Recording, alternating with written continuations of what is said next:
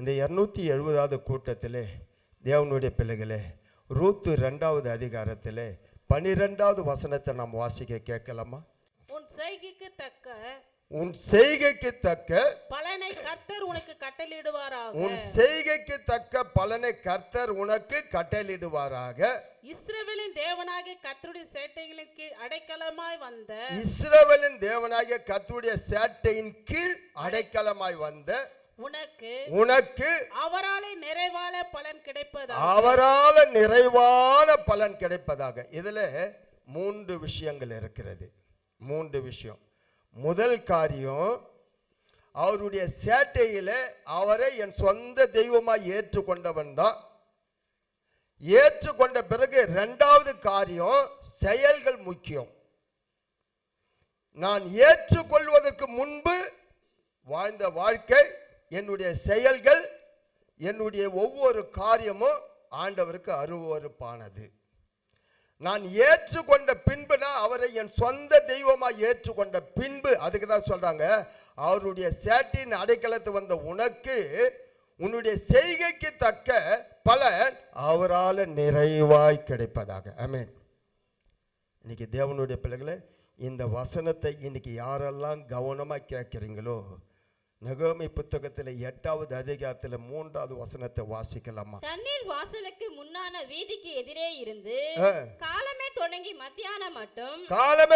மத்தியானம் மட்டும் புருஷருக்கும் ஸ்திரீகளுக்கும் கேட்டு அறியத்தக்க மற்றவர்களுக்கும் முன்பாக அதை வாசித்தான். சகல ஜனங்களும், எல்லாம் கவனிங்க, இன்னைக்கு கர்த்தருடைய வேதத்தை அவன் வாசிக்கிறான். சகல ஜனங்களும் நியாயப்பிரமாண புஸ்தகத்துக்கு கவனமாய் செவி கொடுத்தார்கள். இன்னைக்கு நீங்க இதை லைவ்ல கேட்கிற என் ஜனங்க, இந்த வசனத்துல இன்னைக்கு நான் ஆரம்பத்தில் சொன்ன சேலஞ்சு பண்ணிட்டேன். குறையே என் வாழ்க்கையில இல்லைன்றவங்க மட்டும் கை தூக்கு. என் வாழ்க்கையில எந்த குறையும் இல்லை அப்படின்றவங்க எல்லாம் கை தூக்கு. என் வாழ்க்கையில் ஏதோ ஒரு விஷயத்தில் குறை இருக்கிறது. வீடு கட்டி பாதியில் நிற்குது, கடைக்கால் போட்டு பாதியில் நிற்குது. ஆண்டவரே, திருமணம் நடந்து பல வருஷம் கர்ப்பம் திறக்காம இருக்கிறது, திருமணம் நடக்காம இருக்கிறது, வேலை கிடைக்காம படிச்சுட்டு, கடன் பிரச்சனை இல்லை, கணவன் ரட்சிக்கப்படலை, வீட்டில் சமாதானம் இல்லை, எவ்வளோ குறைகள். ஏதோ ஒரு விஷயத்தில் நமக்கு குறை இருக்கிறது. வேதம் சொல்லுகிறது, உங்க வாழ்க்கையில நான் இன்னைக்கு குறையோடு வந்தவங்க மட்டும் கை தூக்குங்க. ஆண்டவர் ஒரு நாள் என்கிட்ட என்ன சொன்னாரு, நீ யாரை பார்த்தாலும் அவங்க எப்படின்னா இருக்கட்டும், புரியுதுங்களா? கையும் களமா பிடிச்சிட்டு வந்த பெண்ணு கூட கல்லெடுத்து அறிய சொன்னாங்களா? அடிச்சாரா? குறை சொன்னாரா? இனி அவ்வளோதான். என்கிட்ட ஒன்று சொன்னார். என்ன சொன்னார்னா, தாமஸ் ராஜ், உனக்கு ஒன்று சொல்கிறேன், என் ஜனங்க உண்மையிலே அற்புதத்தை காண வேண்டும். உன் வாயில் என் வார்த்தையை நான் வைக்கிறேன், உன் வார்த்தையெல்லாம் என் ஜனங்களுக்கு பலிக்கும். நீ பேசுகிற பார்த்தியா, நீ சொல்கிற தீர்க்க தரிசன வார்த்தை என் ஜனங்களுக்கு எல்லாருக்கும் பலிக்கும் அப்படின்னார். எல்லாருக்கும் நடக்குன்னு சொன்னார். அந்த நாள் தான் நான் தைரியமாக சொல்கிறேன், அதுக்கு பாத்திரமாக இருக்கிறவங்களுக்கு, அதுக்கு தகுதியாக இருக்கிறவங்களுக்கு, அந்த தாகம் உள்ளவங்களுக்கு எல்லாமே பலிக்கும். ஏசாயா 44:26 ஊழியக்காரன் வாயில் வைத்த வார்த்தைகளை கர்த்தர், நான் என் ஊழியக்காரன் வார்த்தையை நிலைப்படுத்தி என் ஸ்தானாதிபதிகளின் ஆலோசனை நிறைவேற்றி குடியேறுவாய் என்று எருசலேமுக்கும் கட்டப்படுவீர்கள் என்று யூதாவின் பட்டணங்களுக்கும் சொல்லி அவைகளின் பாழான ஸ்தலங்களை எடுப்பிப்பவர். அல்லேலூயா. இங்க தேவனுடைய பிள்ளைகளே, ஊழியக்காரன் வார்த்தைகளை நிறைவேற்றுகிற தேவன். அதனால தான் நான் சொன்னேன், உங்க வாழ்க்கையில் இந்த ஷெட்டை விட்டு நீ வெளியே போகும்போது வீடு இல்லையா, கடனா, கர்ப்பம் திறக்கலையா, திருமணம் நடக்கலையா, கடைக்கால் போட்டு 10 வருஷமா கையை கிட்ட கூட போக முடியலையா, ஒரு கல்லை கூட எடுத்து வைக்க முடியல, யாராவது அப்படி இருக்கிறீங்களா? பாரு, இங்கே பாரு, முன்னாலே இருக்கிறாங்க. இன்றைக்கி நான் தெளிவாக சொல்கிறேன், எந்தெந்த காரியம் உன் வாழ்க்கையில் குறையாக இருக்குதோ, இந்த மீட்டிங்கு பிறகு அதை நிறைவாக்கிட்டு இந்த வசனத்தை சொல்லி இந்த மீட்டிங் டேட்டை சொல்லிவிட்டு நீ வந்து சாட்சி சொல்லணும். அல்லேலூயா. இந்த மீட்டிங் டேட்டை சொல்லிவிட்டு, இந்த மெசேஜ் தலைப்பை வாக்கு தத்துவத்தை சொல்லிவிட்டு நீ என்ன பண்ணணும்? சாட்சி சொல்லணும். இந்த மீட்டிங்க்கு வந்தேன், அப்ப தேவனுடைய பிள்ளைகளை இங்கே வேதம் சொல்லுகிறது, அவரால் உனக்கு நிறைவான பலனை முதல்ல நான் இயேசுவை ஏற்றுக்கொண்ட பிறகு என்னுடைய செயல்கள் எப்படி இருக்கிறது. இங்க வேதத்தில் ரூத்து 2:12 நம்ம வாசிச்சிட்டோம். ஆனா அந்த ரூத்துல நீங்க முதல் அதிகாரத்தில் வேதம் சொல்லுகிறது, நகோமி என்ற ஒரு சகோதரி உண்டு. அங்க நகோமி என்ற சகோதரி யார் என்றால், அங்க வேதம் சொல்லி பெத்லகேமில் இருந்தவள். அவள் இயேசுவை ஏற்கனவே ஏற்றுக்கொண்டவள், இயேசுவை அறிந்தவள், தேவனுடைய பிள்ளை. வாழ்க்கையில குறைவுபட்டதுனால அந்த பெத்லகேமை விட்டு மோவாப்புக்கு போனாள். அதுதான் முக்கியமான ரெண்டே சப்ஜெக்ட் தான். என் வாழ்க்கையில நீங்களும் நானும் செயல்கள் எப்படி இருக்கு நாமளுக்கே தெரியும், வேற யாருக்கும் சொல்ல தேவையில்லை, வேற யாருக்குமே தெரியல. என்னை குறித்து நீ சாட்சி சொல்லலாம், வரவங்க சொல்லலாம். ஆனா வேதம் சொல்லுது, யோபு புத்தகத்திலே 16வது அதிகாரத்தில் 19வது வசனத்தை வாசி. இப்பொழுது இதோ என் சாட்சி பரலோகத்தில் இருக்கிறது, பரலோகத்தில் இருக்கிறது. எனக்கு சாட்சி பகருகிறவர், எனக்கு சாட்சி பகருகிறவர் உன்னதங்களில் இருக்கிறார், உன்னதத்தில் இருக்கிறார். அல்லேலூயா. உன்னதத்தில் இருக்கிறவர் தாமஸ் ராஜுடைய செயல்களை பார்க்கிறார், கிரியைகளை பார்க்கிறார். இங்கே நகோமி என்ற சகோதரி மோவாப்புக்கு போகிறார். மோவாப் என்பது என்ன இடம்? மோவாப் என்பது விக்கிரகம் நிறைந்த இடம், அசுத்தமான இடம், அது ஆண்டவருக்கு அருவருப்பான இடம். அந்த இடத்துல போனவள் என்ன நடக்குது? 3வது வசனம் 1 அதிகாரம் 3வது வசனம் வாசிக்கலாம். நகோமி புருஷனாகிய எலிமெக்கு இறந்து போனான், அவளும் அவனுடைய 2 குமாரர் மாத்திரம், அவளும் அவருடைய 2 குமாரர் மாத்திரம் இருந்தார்கள். இவர்கள் மோவாபிலே பெண் கொண்டார்கள். அவர்கள் ஒருத்தி பேர் ஒருபால், மற்றவள் பேர் ரூத்து. அங்க ஏறக்குறைய 10 வருஷம் வாசம் பண்ணினார்கள். ஆமென். 10 வருஷம் வாசம் பண்ணினார்கள். பாருங்க, அந்த மோவாப்பை குறித்து வேதம் சொல்லுகிறது, தெளிவா சொல்றேன். அவன் போன இடம் தப்பான இடம். அதான் செயல்கள். அப்ப இன்னைக்கு நல்ல தெளிவா, ஏன் என்னுடைய வாழ்க்கையில இன்னும் நான் குறையோடு வாழ்ந்து கொண்டு இருக்கிறேன்? என் குறைவுகள் ஏன் நிறைவாக்கப்படல?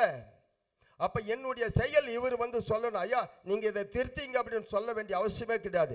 நான் இயேசுவை ஏற்றுக்கொண்ட பிறகு எனக்குள்ள இருக்கிற பரிசுத்த ஆவியானவர் என்னை கண்டித்து உணர்த்துவார், எனக்கு நல்ல ஆலோசனை கொடுப்பார், நான் நடக்க வேண்டிய வழி எனக்கு அவர் காட்டுவார். எனக்குள்ள இருக்கிற ஆவியானவரே எனக்கு என் கையில் இருக்கிற வேதமே எனக்கு கற்றுக் கொடுக்கும். ஆனா அங்க போன பிறகு தன்னுடைய மகனை 2 பேரை இழந்தாள். வாசிக்க. பின்பு மக்லோன் கிலியோன் என்னும் அவர்கள் இருவரும் இறந்து போனார்கள். இருவரும் இழந்து போனார்கள். அந்த ஸ்திரீ தன் குமாரர் இருவரையும் தன் புருஷனையும் இழந்து தனித்தவளானாள். நல்ல கவனிங்க.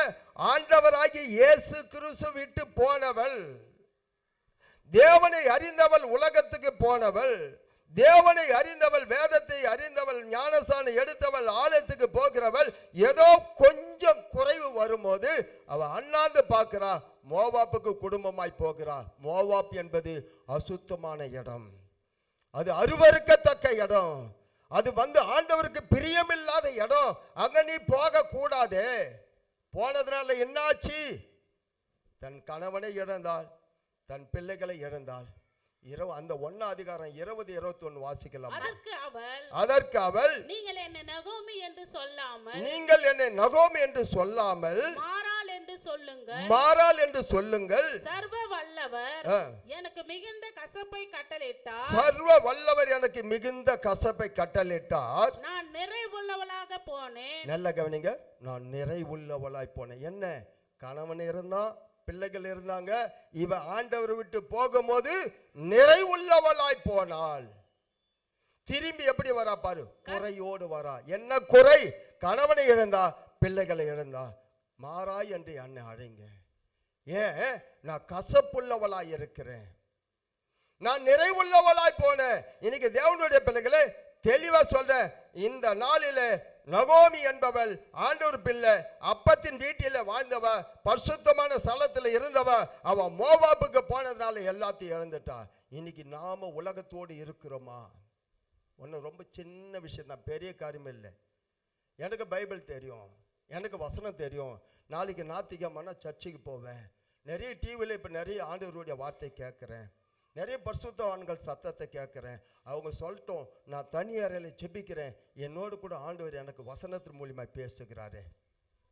என்னை எங்கே போகணும் எங்கே போகக்கூடாதுன்னு எனக்கு தெரியுமே. ஆனால் இவ போன இடம் அழிவை உண்டாக்கினது, குறைவை உண்டாக்கினது.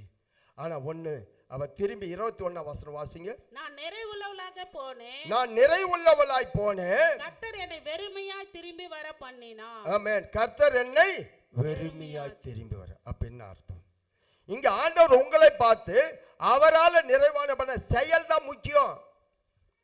இன்னைக்கு நான் சொன்னேன், ஆழத்துக்கு வாங்கன்னு சொன்னேன். நம்ம எல்லாம் பீச்சுக்கு போனவங்க எல்லாம் கை தூக்கு. பீச்சுக்கு போனவங்க எல்லாம் போய் அந்த காலில் அப்படி கை வச்சுட்டு, ஐயோ அலை வருது அலை வருது அலை வருது, என்ன பண்ணுவோம்? அப்படிதான் ஞாயிற்றுக்கிழமைனா போய் சர்ச்சில் அப்படி காலை வச்சுட்டு அவ்வளோதான், சர்ச்சைக்கு போய் வந்துட்டேன், சர்ச்சைக்கு போய் வந்துட்டேன். நான் தெளிவாக சொல்றேன், எங்க ஊழியத்தினுடைய பார்முலா என்ன? மூளை சாதிக்காததை நான் இயேசுவை ஏற்றுக்கொண்டது தான் ரட்சிப்பு. காலை வச்ச மாதிரி முதல்ல சர்ச்சில் அன்னைக்கு தான் ரட்சிக்கப்பட்ட.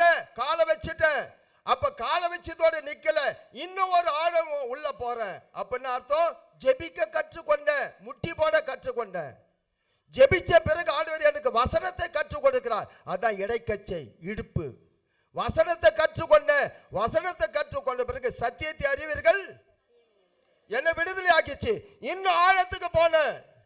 4வது பாயிண்ட், ஆழத்துக்கு போறேன். ஆண்டவர் எனக்கு தரிசனத்தை வரப்போற காரியங்களை சொல்லுகிறார். அந்த காரியத்தை தான் உங்ககிட்ட நான் பேசுகிறேன். ஆனா நம்ம என்ன பண்ணிட்டு இருக்கிறோம்?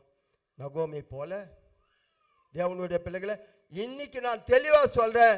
இன்னைக்கு அதே மோவாப்பிலிருந்து, அசுத்தத்திலிருந்து, விக்கிரகத்திலிருந்து, சபிக்கப்பட்ட தேசத்திலிருந்து ஒருத்தி வருகிறாள், ரூத்து வருகிறாள். கைகளை தட்டி தேவன் மகிமைப்பட்டு. அந்த ரூத்து வருகிறாள். எங்க வருகிறாள்? பெத்லகேமுக்கு வருகிறாள். தன் இனத்தை ஜனத்தை விட்டு வருகிறாள். 1 16-17 அதற்கு ரூத்து, நான் உம்மை பின்பற்றாமல் உம்மை விட்டு திரும்பி போவதை குறித்து என்னோட பேச வேண்டாம், என்னோட பேச வேண்டாம். நீ போகும் இடத்திற்கு நானும் வருவேன், நானும் வருவேன். நீ தங்கும் இடத்திலே நானும் தங்குவேன். நல்ல கவனிங்க. அவ என் இனத்தை, ஜனத்தை, சொந்தத்தை எல்லாத்தையும் விட்டுட்டா. அவ யாருன்னு கேட்டேன்னா மோவாப் தேசத்தாள்.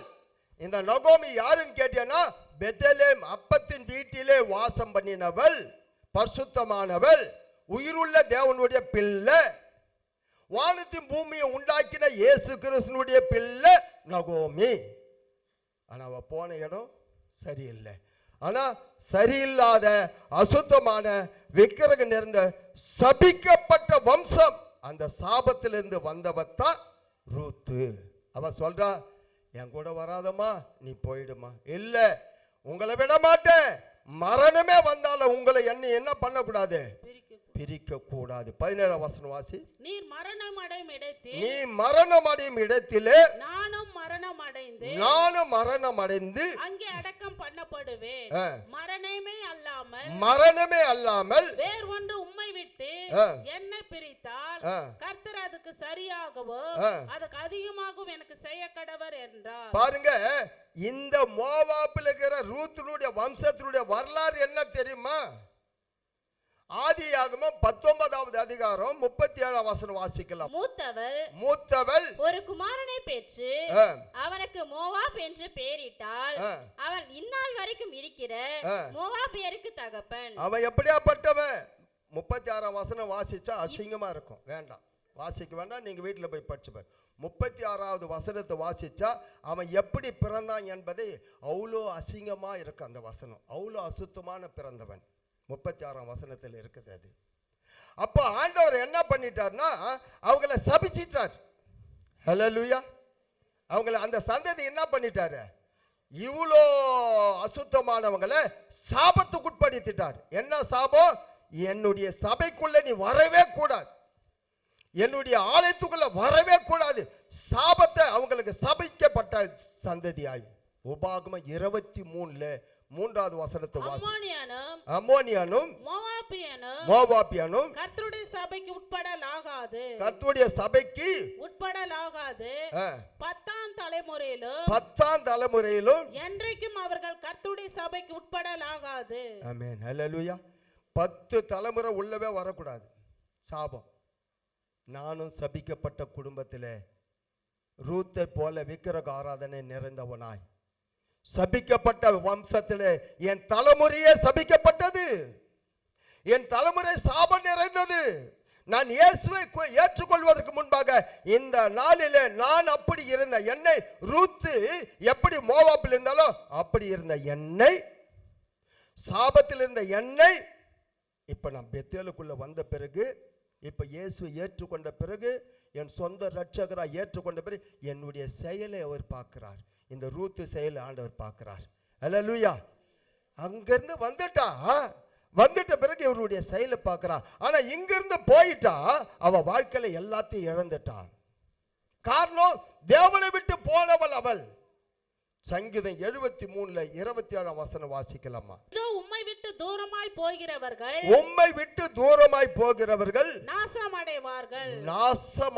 நாசமா போச்சு வாழ்க்கை, நாசமா போச்சு.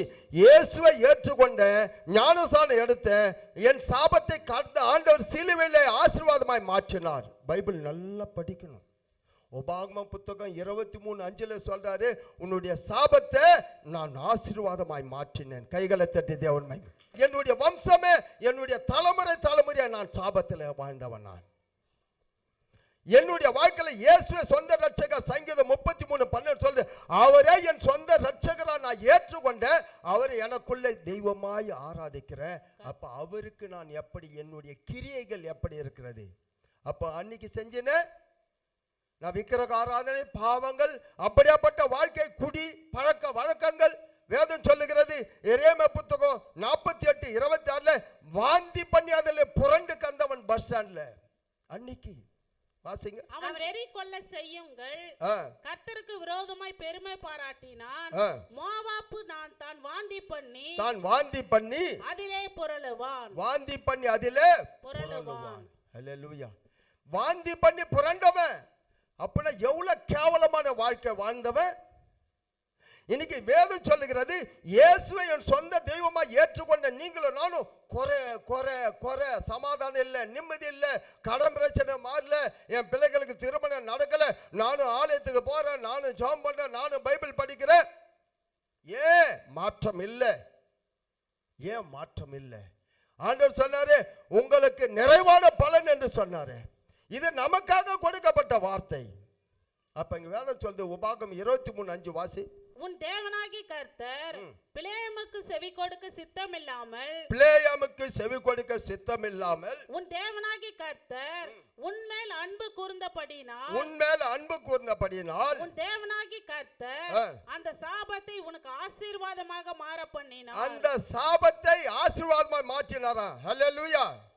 சபிக்கப்பட்ட ரூத் வம்சம், மோவாப் வம்சம் இன்னைக்கு ஆசீர்வதிக்கப்பட்டது. அல்லேலூயா. எப்படி ஆசீர்வதிக்கப்பட்டு இருக்கும்? ரூத் 2வது அதிகாரம் 11 வசனம் வாசிங்க. அதற்கு போவாஸ் பிரதித்திரமாக உன் புருஷன் மரணம் அடைந்த பின்பு நீ உன் மாமியாருக்கு செய்ததும் நீ உன் தகப்பனையும் உன் தாயையும் உன் ஜென்ம தேசத்தை விட்டு முன்னே நீ அறியாத ஜனங்களிடத்தில் வந்ததும். முன்ன பின்ன அறியாத ஜனம். நான் முன்ன பின்ன பார்த்ததில்லை. சிஎஸ்ஐ சர்ச்சில் என் ஆளுங்களை நான் பார்த்த ஆட்கள் எல்லாம் வேற, நான் வாழ்ந்த வாழ்க்கை வேற, என்னுடைய முறைகள் வேற, என்னுடைய ஆராதனை வேற, நான் போன இடமெல்லாம் வேற. புரியுதுங்களா? ஆனா நான் முன்ன பின்ன அறியாதவர்கள் மத்தியில வந்ததும் எல்லாம் எனக்கு விவரமாய் தெரிவிக்கப்பட்டது. உன் செய்கைக்கு தக்க உன்னை குறித்து எனக்கு நல்லா தெரியுது.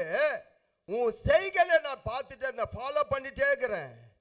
இயேசுவை ஏற்றுக்கொண்டானே, இந்த துரைசாமி நகர்ல இந்த ஆடி மாசம் திருவிழா பண்ணவனாச்சே, இப்ப இயேசுவை ஏற்றுக்கொண்டு ஊழியக்காரனா இருக்கிறானே, இன்னைக்கு எத்தனை கண்கள் என்னை பார்க்கிறது, எத்தனை பெண்கள் பார்த்தாலும் சரி, இப்ப சொன்னேனே, அவங்க நல்லவன் சொல்லட்டும், கெட்டவன் சொல்லட்டும், ஆனா ஆண்டவர் என்னை ஃபாலோ பண்ணிட்டே இருக்கிறார், என் மேல கண்ணை வைத்து இருக்கிறார், என் செய்கைகளை பார்த்து கொண்டு இருக்கிறார்.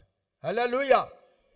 ஆகனால்தான் சொல்றாரு, அந்த இடத்துல வந்த உடனே அவன் வந்து சொகபோக வாழ்க்கை வாழல, ஆசீர்வதிக்கப்படல. போய் 2வது அதிகாரம் 7ஆம் வசனத்துல அந்த கைனில அரப்பா இருக்கிறாங்க, செம கட்டுவாங்க, 1-2 சிந்தம் கதிரு, 1-2 கதிரு சிந்தம், அதை பொறுக்கிறாள் தன் வயிற்றுக்காக, தன் மாமியாருக்காக. வாசிங்க. அறுக்கிறவர்கள் பிறகு அரிக்கட்டில் இருந்து சிந்தினதை பொறுக்கி கொள்ளுகிறேன் என்று, அரிக்கட்டிலே சிந்தினதை பொறுக்கி கொள்ளுகிறேன் என்று அவள் என்னிடத்தில் கேட்டுக்கொண்டாள். காலமே துவக்கி இதுவரைக்கும் இங்கே இருக்கிறாள், இப்போது அவள் குடிசைக்கு வந்து கொஞ்ச நேரம் தான் ஆயிற்று என்றான். பாருங்க, எந்த கைனில இப்ப பாட்டு பாடினாங்க, நான் கேட்டேன், லைவ்ல கேட்டேன், போவாஸ் வேறொரு வயல் காலை வச்சுட்டுங்க, நான் பைபிளை கையில் எடுத்துட்டுங்க, குடி, ஆன்ஸு, பான் பராக்கு, சிகரெட்டு, கெட்ட வார்த்தை, 30 வருஷம் பஸ் ஸ்டாண்டில் இந்த பாவ வாழ்க்கை, அந்த சேற்றில் புரண்டது, வாந்தி எடுத்து புரண்டது எல்லாவற்றையும் விட்டுங்க. அதுலேருந்து ஒவ்வொரு நாளும் அன்றைக்கே நான் பரிசுத்தமாக வாழலைங்க. ஒவ்வொரு நாளும் வேதத்தை வாசிக்க ஆண்டவருடைய வசனம் உள்ளே போக போக என்னை ஆண்டவர் அப்படியே சுத்திகரிக்கிறார், பரிசுத்தப்படுத்துகிறார். அல்லேலூயா. செயல்கள் வந்து ஒரு மனுஷனுடைய வாழ்க்கையில மாற்றம் வரணும். அங்க பாத்தீங்கன்னா அதே ஆலயத்தில் தான், யாரும் என்னை கண்டுக்கல, எனக்கு அறிமுகம் இல்லாத ஜனம், நான் அறியாத ஜனம், புதுசு, ஆனாலும் யாரையும் நான் அங்க பார்க்க போகல, என் இயேசுவை ஆலயத்தில் பார்க்க போனேன். அல்லேலூயா. என்னை யார் பார்க்கிறாங்களோ இல்லையோ, யார் என்னை ஆண்டவர் விசாரிக்கிறேன், என் இயேசுவை தேடி போனேன். நான் தேடி போனவனுடைய வாழ்க்கையில் அங்கே வறுமை இருந்தது, கஷ்டங்கள் இருந்தது. எங்கள் ஊரில் எல்லாம் கைனி அங்கே அறுப்பாங்க. அப்போ சின்ன பசங்களில் எங்கள் ஊரில் கொஞ்சம் ஏழ்மையான வறுமையான குடும்பத்தில் இருக்கிறவங்க அந்த செமையெல்லாம் கட்டி எடுத்துகிட்டு போகும்போது கீழே அந்த கதிருங்கள்லாம் பொறுக்குவாங்க. உங்களுக்கெல்லாம் தெரியாது, நீங்கள்லாம் சின்ன வயசு, நீங்கள்லாம் கம்ப்யூட்டர் காலத்தில் பிறந்துக்கிறீங்க. பழைய ஆட்களுக்கு தெரியும், யாரெல்லாம் பழைய ஆட்கள். அந்த கதிர் பொறுக்கி அதை கொண்டு போய் அடித்து அந்த கதிரில் வர நெல்லை என்ன பண்ணுவாங்க, குத்தி அதில் நெல் அப்பயே குத்துவாங்க, உலைக்கில் குத்தி அதில் கஞ்சி காசு குழந்தைகளுக்கு கொடுப்பாங்க. அந்த மாதிரியெல்லாம் நாங்கள் அனுபவிச்சோங்க. இன்னைக்கு அந்த ரூத்து பாருங்க, எங்கிருந்து வந்தால் தான் இனத்தை விட்டா, ஜனத்தை விட்டா, எல்லாத்தையும் விட்டா, சபிக்கப்பட்ட வம்சத்தில் பிறந்தவ இங்க வந்து ஆண்டவர் பாடுறார், செய்கையை பார்க்கிறார். இந்த இடத்துல அந்த நிலத்துக்கு யாருடைய நிலனும் தெரியாதுங்க, அங்க வந்து கதிரை பொறுக்கிறார் ஆண்டவர். அந்த இடத்துல எந்த நிலத்துல கதிரை பொறுக்க வந்தாலோ அந்த நிலத்துக்கு சொந்தக்காரியை மாற்றுகிறார். கைகளை தட்டி தேவன்மை. அல்லேலூயா. ரூத் 4:11 படி. போவாஸ் ரூத்தை விவாகம் பண்ணினான், அவள் அவனுக்கு மனைவியானாள். அவன் அவளிடத்தில் பிரவேசித்த போது அவள் கர்ப்பம் தரித்து ஒரு ஆண் பிள்ளை பெற கர்த்தர் அனுகிரகம் பண்ணினார். அல்லேலூயா. கதிர் பொறுக்க வந்தவ ஒருவேளை கஞ்சிக்காக பசியா இருந்தவ அந்த பண்ணைக்கு, அந்த தோட்டத்துக்கு, அந்த நிலத்துக்கு எஜமானுடைய மனைவியாய் மாறுகிறாள். எவ்வளவு உயர்வு தெரியுமா? முன்னும் கேட்டேன்னா அவளுடைய பெயர் 10 தலைமுறை உள்ள வரவே கூடாதுன்னு சொன்ன அவ பெயர் மத்தேயு புத்தகம் 1வது அதிகாரம் 5ஆம் வசனத்திலே அவளுடைய வம்சத்திலே இயேசு கிறிஸ்து பிறக்கிறார். கைகளை தட்டி தேவனை மகிமைப்படு. தாவீது வருகிறான், போவாஸ் வருகிறான், அவர் வம்சத்திலே இயேசு பிறந்து வருகிறார். எவ்வளவு பெரிய பாக்கியம் தெரியுமா? எவ்வளவு பெரிய பாக்கியம். சபிக்கப்பட்ட வாழ்க்கை இப்படி ஒரு ஆசீர்வாதமா? குறைவா வாழ்ந்த வாழ்க்கையில் இப்படிப்பட்ட, இங்க பாருங்க, அந்த நகோமி குறைவா இருந்தா போய் எல்லாத்தையும் இழந்துட்டா. இன்னைக்கு நிறைவோடு இருந்தவ இழந்துட்டா. ஆனா குறையோடு வந்தவ, அங்க சாபத்தோடு வந்தவ, ஆண்டவருக்கு அருவருப்பாய் வந்தவ, இன்னைக்கு ஆண்டவர் நிறைவாக்கி வைத்து இருக்கிறாள். பழைய ஏற்பாட்டில் அவள் பேர் மட்டும் இல்ல, புதிய ஏற்பாட்டில் வாசிங்க. சல்மான் போவாசை ராகாபினிடத்தில் பெற்றான், போவாஸ் ஓபேதை ரூத்தினிடத்தில் பெற்றான். ஆமென். வாசிங்க. அப்ப என்ன அர்த்தம் கேட்டீங்கன்னா, நீங்களும் நானும் அந்த ரூத்து வம்சம் எங்க வருது பாருங்க. ரூத்து வம்சத்துல பழைய ஏற்பாட்டில் சபிக்கப்பட்டவ, ஆசீர்வாதத்தை இல்லாத வாழ்க்கை வாழ்ந்தவன். நானும் ஏழ்மையில சபிக்கப்பட்ட, என் தலைமுறையா எல்லாரும் தற்கொலைக்கு போனவங்க. எல்லாரும் மரித்து போனவங்க. Comma comma comma. இன்னைக்கு பிள்ளைங்க சொன்னாங்க, உங்களுக்கு இன்னைக்கு முற்றுப்புள்ளி வைக்க போறான்னு. என் தலைமுறையில் ஆண்டவர் என்னுடைய சந்ததிக்கு ஒரு முற்றுப்புள்ளி வைத்தார். அந்த சாபத்தை ஆசீர்வாதமாய் மாற்றினார், என் குறைவுகளை நிறைவாய் மாற்றினார். அல்லேலூயா. அப்ப செய்கைக்கு தக்க பலன் என்ன அர்த்தம்? நான் எங்க இருக்கிறேன்? ஏன் என் வாழ்க்கையில் இன்னும் என் வாழ்க்கையில் வேலை இல்லை, வீடு இல்லை, என் வாழ்க்கையில் சமாதானம் இல்லை இல்லை இல்லை இல்லை. ஆனா ஆண்டவர் எல்லாம் இருக்கு இருக்கு இருக்கு, என்கிட்ட இருக்கு. என்கிட்ட என்ன குறை நீ கண்டாய்? என்கிட்ட என்ன இல்லை? என்னால என்ன செய்ய முடியாது? என்னால என்ன கூடாது? உன்னை சுகமாக்க முடியாதா? உனக்கு அற்புதம் செய்ய முடியாதா? இந்த கூட்டத்தில் உனக்கு அற்புதம் செய்வார். ஏசாயா 1:28 வாசிக்கலாமா? துரோகிகளும் பாவிகளுமோ ஏகமாய் நொறுங்குண்டு போவார்கள். கர்த்தரை விட்டு விலகுகிறவர்கள் நிர்மூலமாவார்கள். கர்த்தரை விட்டு விலகுகிறவர்கள் எங்க போறவங்க? உலகத்துக்கு போறவங்க, உலகத்தோடு சேர்ந்து வாழ்கிறவங்க. ஏசாமி ஆண்டவருடைய பிள்ளைகளாய் மாறிட்ட பிறகு இந்த உலகத்தில் இயேசுதான் நல்ல தெய்வம், உண்மையான தெய்வம், உயிருள்ள தெய்வம் என்று என் சொந்த ரட்சகராய் ஏற்றுக்கொண்ட பிறகு, ஞானஸ்தானம் எடுத்த பிறகு மறுபடியும் கழுவப்பட்ட பண்டி என்ன பண்ணக்கூடாது? போகக்கூடாது. 2 பேதுருல 2:20-22 வரைக்கும் படி. கர்த்தரும் இரட்சகருமாய் இருக்கிற இயேசு கிறிஸ்துவை அறிகிற அறிவினாலே உலகத்தின் அசுத்தங்களுக்கு தப்பினவர்கள் மறுபடியும் அவைகளில் சிக்கிக்கொண்டு ஜெயிக்கப்பட்டால் அவருடைய பின் நிலைமை முன் நிலைமையிலும் கேடுள்ளதா இருக்கும். அவர்கள் நீதியின் மார்க்கத்தை அறிந்த பின்பு தங்களுக்கு ஒப்புவிக்கப்பட்ட பரிசுத்த கற்பனை விட்டு விலகுவதை பார்க்கிலும் அதை அறியாதிருந்தார்களானால் அவர்களுக்கு நலமாயிருக்கும். நாய் தான் கக்கினதை தின்னவும் கழுவப்பட்ட பன்றி சேற்றிலே புரளவும் திரும்பினது என்று சொல்லப்பட்ட மெய்யான பழமொழியின்படியே அவர்களுக்கு சம்பவித்தது. இந்த பன்னி, சேத்துல இருந்த பன்னி, சேருன்னா என்ன சேரு? சும்மா சென்ட் ஊற்றி வச்சுட்டு சும்மா கும்முன்னு வாசனை வருமா? நாற்றம் எடுத்த இடத்துல இருந்த இந்த மோவாப், புரியுதுங்களா? ஆண்டவருடைய ரத்தத்தினால கழுவப்பட்ட பிறகு கைகளை தட்டி தேவன்மை, இயேசுவின் ரத்தத்தினால கழுவப்பட்ட பின்பு மறுபடியும் போய் அதில் புரளக்கூடாது. மறுபடியும் அந்த இடத்தை நீ பார்க்க கூடாது. அந்த இடத்துல திரும்பி போக கூடாது.